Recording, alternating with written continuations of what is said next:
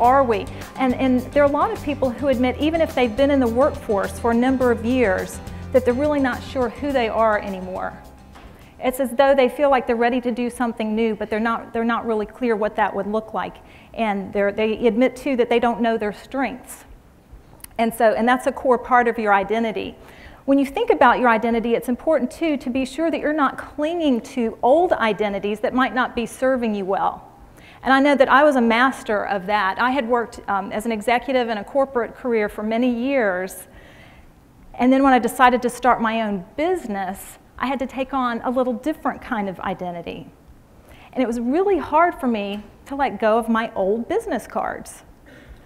I carried them with me for years. I have to admit this. And I think one of the reasons that I did was because I had been told, when you first start a business as a small business owner, you're likely to fail within the first 5 years, right? I don't know what the latest statistics are now.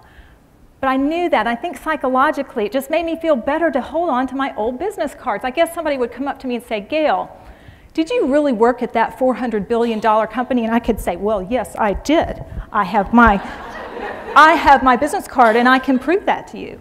And then I held on to my performance reviews just as long, too. I guess somebody would come up to me and say, well, did you really do good work at that company? And I could say, well, yes, I did. I have my performance reviews. So it was really ridiculous in retrospect. But I think that it's typical of what a lot of us do. We just tend to want to hold on to what we're comfortable with. And it's important to shed that skin, especially if it's not serving you well, to free yourself up to take on a different kind of identity, something that might make you bolder, better in some way.